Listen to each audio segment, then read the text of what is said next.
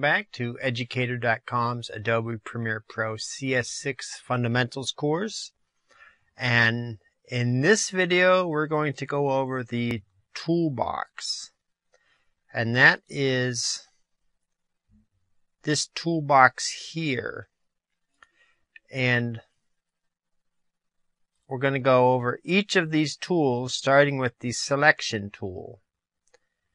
Now the selection tool, if you hover over it, you'll see that it's V is the keyboard shortcut. So anytime you're in here, no matter which panel you're on, if you have something else selected and you hit the V key, it will go back to whatever the tool is that you're using the keyboard shortcut to. This one, in this case, is the selection tool. And the only time that doesn't work is if you're creating a title and it's looking for text for you to type in. Other than that, if it's not looking for you to type in something, no matter where you are, you can hit the V key and it will choose the selection tool. If I go media browser and I have the hand selected, I hit V, it'll automatically go there. And that works for all of these tools in the toolbox. The selection tool is pretty obvious. It lets you select things.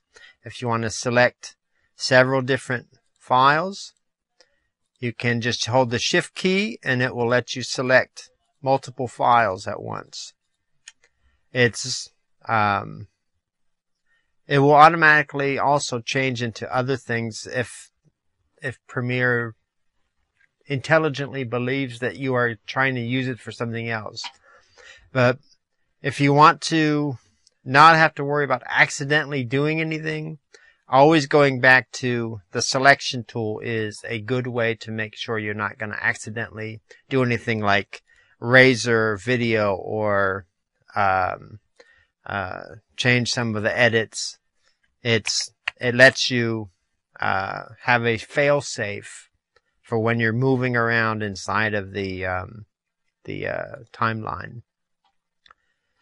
Now the selection tool will also change into other tools. As you can see here, it will change into an edit trimming tool depending on where it is. If you have it on this side, it will trim this video, as you can see from the icon there. If you have it on the other side, it'll trim on that side. If you hold some of the modifier keys down, it will also change to other tools. As you can see there, it changed to the rolling edit tool, and it'll do several different tools. Like this one is the ripple edit tool, which will let you change some of the it will make it so you don't leave a gap in your timeline, because if you just use the red one, it'll leave a gap. The yellow one won't leave a gap. The next tool in the toolbox is the track select tool, and what that will let you do on the track select tool, as you can see, the excuse me, the shortcut is A. And that will let you, if you know that this section of your video is okay, but from this point on, you want to get rid of it. Let's say this is your opening sequence and you don't want to change it, but you just want to add a different set over here without creating a new sequence. You can use the track select tool and it will select everything from that point on, and then you can say delete it. It will start from wherever you click and choose everything to the right. Now, if you have, say, another video up here and you choose the track select tool, you notice that it's only on that track. If you choose it up here, it's only on that track. So if you have a track that's filled with items and you only want to get rid of the stuff on that one track, or if you want to move it, Now I've had these two selected. I can select the move tool or the selection tool, and I can move it, and it will move everything on that track up another one. It's one of those, you can either get rid of it, you can move it, but it will let you select everything to the right of that point, which is, it's pretty easy to figure out. The next tool is the Ripple Edit tool.